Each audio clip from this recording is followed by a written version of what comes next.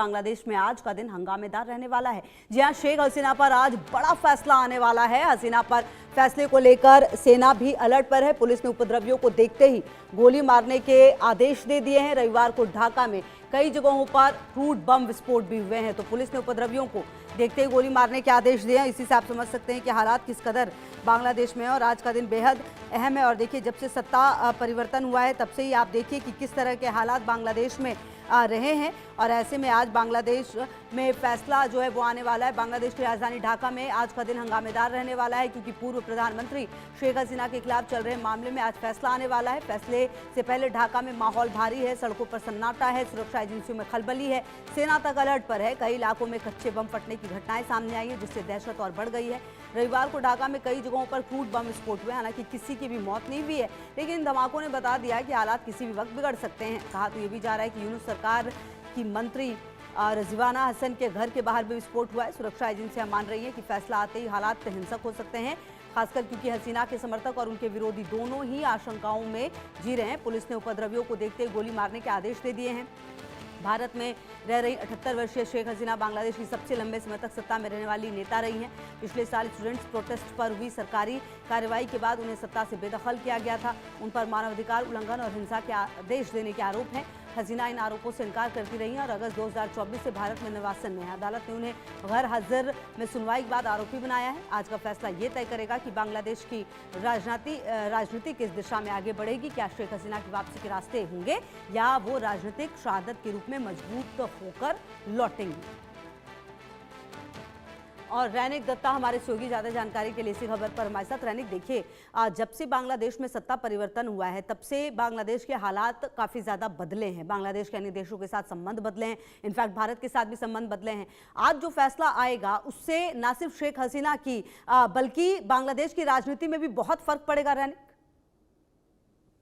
हाँ, एकदम देखिए, बांग्लादेश का राजनीति में आज बहुत ही बड़ा दिन है, क्योंकि एक तरफ शेख हसीना के खिलाफ में जो कार्रवाई चल रहा था, इतने दिन से जो कार्रवाई चल रहा था, उसका आज फैसला आने वाला है। और इस फैसला को देखते हुए ढाका में जिस तरीके का तैयारी है, वो तैयारी देख के एकदम मालूम पड़ रहा है कि बांग्लादेश का परिस्थिति कभी भी बिगड़ सकता है, क्योंकि बांग्लादेश का आर्मी की तरफ से भी ढाका में एकदम तैयारी करके रखा गया है कि किसी भी तरीके का प्रोटेस्ट बांग्लादेश में ना हो, क्योंकि आवामी लीग का जो सपोर्टर्स है उनका उम्मीद है कि आज जिस तरीके से कार्रवाई किया जा रहा था, यानी मोहम्मद यूनुस सत्ते में आने के बाद से जिस तरीके से आवामी लीग का सपोर्टर्स के खिलाफ में कार्रवाई किया जा रहा था, तो उसमें साफ है कि शेख हसीना के खिलाफ में आज जो सुनवाई होने जा रहा है, आज जो फैसला आने वाला है, वो फैसला शेख हसीना के खिलाफ में जाने का चांसेस सबसे ज्यादा है। और इसी को देखते हुए बांग्लादेश पुलिस भी सतर्क है और उसके साथ साथ ही बांग्लादेश आर्मी भी सतर्क है, क्योंकि इंटरनेशनल जो क्राइम ट्राइब्यूनल है उस जगह पर जो कार्रवाई चल रहा है, उस कार्रवाई में इसके पहले ही शेख हसीना को दोषी ठहराया गया था। शेख हसीना के साथ और भी 3 लोग शामिल है। टोटल जो 17 लोग हैं, उसमें से मेनली 3 लोगों के नाम पे जो सुनवाई चल रहा है, उस सुनवाई में शेख हसीना के खिलाफ में इसके पहले नोटिस दिया गया था। शेख हसीना को देश में वापस ले आने के लिए इंटरिम गवर्नमेंट की तरफ से भारत को चिट्ठी भी दिया गया था। उसके अलावा शेख हसीना के खिलाफ में वारंट भी हसीना को दोषी ठहराया गया था। शेख में जो सबूत मिला था, उस सबूत के आधार पर उनको दोषी ठहरा दिया गया था। और ठीक इसी मामले पर आज फैसला आने वाला है कि शेख हसीना को क्या सजा दिया जाएगा। और दूसरी तरफ अगर देखा जाए तो ये पूरा मामले को लेकर शेख हसीना की तरफ से भी बयान ऑलरेडी दिया गया है। शेख हसीना की तरफ से कहा गया है कि ये मामला को इंटरनेशनल कोर्ट में भेजा जाए, और इंटरनेशनल कोर्ट में वो पार्टिसिपेट भी करना चाह रहे हैं ये मामले को लेकर। तो इसी बीच पे आज जो फैसला आने वाला है, उस फैसला बांग्लादेश का जो राजनीति, उस राजनीति में भी इम्पैक्ट ले आ सकता है, क्योंकि मोहम्मद यूनुस जब से सत्ते में आए हैं तब से जो जिस तरीके से आवामी लीग का जो सपोर्टर्स है उनके खिलाफ में झूठे कार्रवाई किया जा रहा है, उसको लेकर इसके पहले भी आवामी लीग के जो सपोर्टर्स है, आवामी लीग के जो छात्र संगठन है, उनके तरफ से भी बांग्लादेश में प्रोटेस्ट किया गया था। तो आज बांग्लादेश में में शेख हसीना के खिलाफ में फैसला क्या आएगा, उसको उसके ऊपर ही डिपेंड करेगा कि बांग्लादेश का राजनीति में क्या परिवर्तन आएगा। क्योंकि बांग्लादेश में अगर शेख हसीना के खिलाफ में फैसला आ जाए तो उसमें जो आवामी लीग है उनकी तरफ से प्रोटेस्ट भी दिखा सकता है आवामी लीग। और उसके साथ साथ ही अगर देखा जाए तो बांग्लादेश का पिछले कुछ दिनों का अगर तस्वीर दिखा जाए तो उस तस्वीर में भी देखने को मिलेगा कि आवामी लीग की तरफ से एक तरफ लॉकडाउन का डिक्लेयर किया गया था, आवामी लीग 2 दिन का और भी लॉकडाउन का डिक्लेयर भी आवामी लीग की तरफ से किया गया था, वो भी है आज और कल यानी 17 और 18 तारीख को बांग्लादेश में जो आवामी लीग का सपोर्टर से उनके तरफ से लॉकडाउन का घोषणा किया गया है। ठीक उसी बीच में आज जो आईसीटी की तरफ से फैसला सुनाया जाएगा, ये कोर्ट में फैसला सुनाया जाएगा जो शेख हसीना के खिलाफ और शेख हसीना के साथ साथ और टोटल 3 लोगों के खिलाफ में ये जो फैसला ये आज आने वाला है। तो ठीक इसी सिचुएशन में बांग्लादेश का जो लॉ एंड ऑर्डर सिचुएशन, क्या उस लॉ एंड ऑर्डर सिचुएशन फिर से बिगड़ जाएगा? क्योंकि पिछले 7 दिनों का अगर बात किया जाए तो उसमें ढाका का तस्वीर में भी बहुत सारे चेंजेस देखने को मिला है। ढाका में प्रोटेस्ट देखने को मिला है, ढाका में बॉम्बिंग देखने को मिला है, ढाका में लगातार जो वो प्रोटेस्ट देखने को मिला है, ढाका में तोड़फोड़ का घटना देखने को मिला है, आगजनी का घटना देखने को मिला है। तो ये जो सिचुएशन लगातार देखने को मिला है, आज फैसला आने के बाद क्या ये फिर से ट्रिगर होगा, यही सबसे महत्वपूर्ण सवाल है।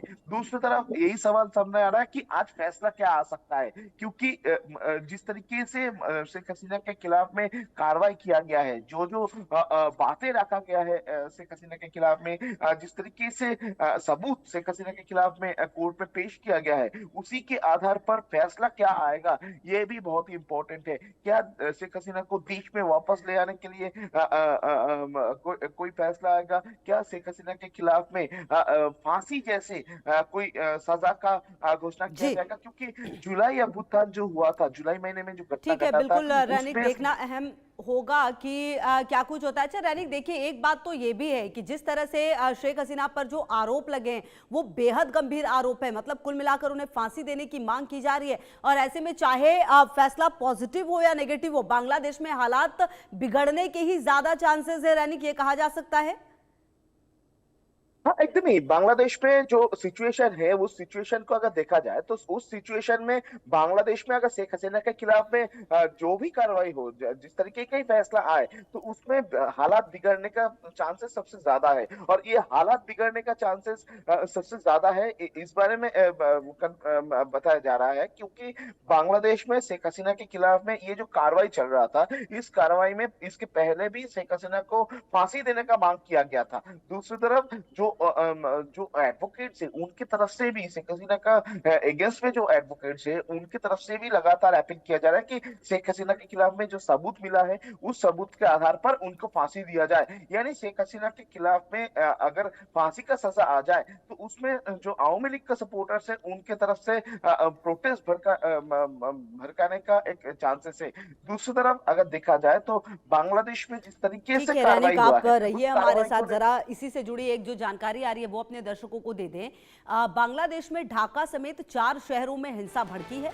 बांग्लादेश में शेख हसीना पर फैसले से पहले हिंसा हो रही है। बांग्लादेश में शेख हसीना समर्थकों का हिंसक प्रदर्शन देखने को मिल रहा है। प्रदर्शनकारियों ने रेलवे ट्रैक पर आग लगा दी है। बांग्लादेश में सरकारी इमारतों में भी आगजनी की गई है। तो देखिए, जिस बात का हम जिक्र लगातार कर रहे थे, प्रदर्शनकारियों ने रेलवे ट्रैक में भी आग लगा दी है। बांग्लादेश में सरकारी इमारतों में भी आगजनी की गई है। बांग्लादेश में ढाका समेत 4 शहरों में हिंसा भड़क गई है, जो कि आप देख रहे हैं कि किस तरह से जो हालात हैं वो नजर आ रहे हैं।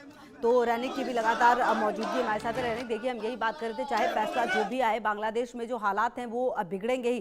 कुल मिलाकर आज का दिन बेहद महत्वपूर्ण है रैनिक। और बड़ी बात यह भी कि यूनुस सरकार ने जिस तरह से पिछले कुछ लगभग 1.5 सालों में जो बांग्लादेश की गति की है, ऐसे में यहाँ के लोगों को भी शायद ये रियलाइज हो चुका है कि शेख हसीना उनके लिए बेहतर थी। और कहीं ना कहीं आज जो फैसला आएगा उसके बाद उनका उग्र होना लगभग तय माना जा रहा है, क्योंकि जिस तरह से वहां की सत्ता पूरी तरह से शेख हसीना को सजा दिलाने में लगी हुई है। क्योंकि जो पूर्व आईजी हैं वो भी अगर मैं गलत नहीं हो रहा नहीं तो उनको गवाही के लिए तैयार कर लिया गया है।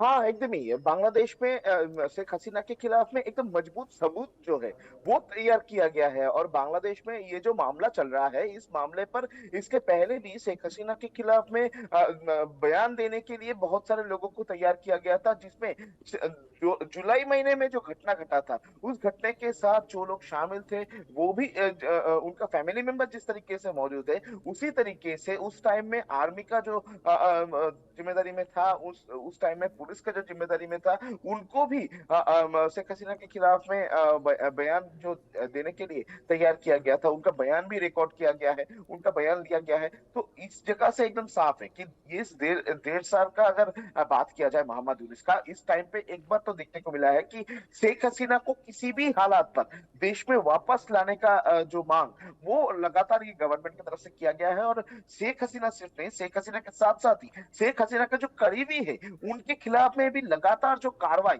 और झूठी कार्रवाई वो मोहम्मद यूनुस के इंटरिम गवर्नमेंट की तरफ से किया गया है। वो चिन्मय कृष्ण दास हो सकता है, वो आवामी लीग का जो एमपी है वो भी हो सकता है, उनके खिलाफ में भी इसके पहले कार्रवाई जो है वो बांग्लादेश में देखने को मिला है। और शेख हसीना के खिलाफ में लगातार जिस तरीके का मामला दिया जा रहा है, टोटल कुल मिला के 11 के ऊपर मामला दिया गया है शेख हसीना के खिलाफ में। सबसे उसमें से सबसे अहम जो मामला है वो मामला का फैसला ही आज आने वाला है। तो आज जो फैसला आने वाला है उसमें बहुतों को लगता है कि आज जो फैसला ये शेख हसीना के खिलाफ ही जा सकता है ये फैसला। और अगर फैसला खिलाफ में जाए तो अभी जिस तरीके का हिंसा भड़का है, 4 शहर में ऑलरेडी हिंसा भड़क चुका है, जिसमें ढाका के भी शामिल है, जिसमें ढाका के पड़ोस के जो शहर है वो भी शामिल है। जिस तरीके से रेलवे ट्रैक में, जिस तरीके से सरकारी दफ्तरों में प्रोटेस्ट देखने को मिला है, ये प्रोटेस्ट का मात्रा ये फैसला आने के बाद और भी ज्यादा हो सकता है।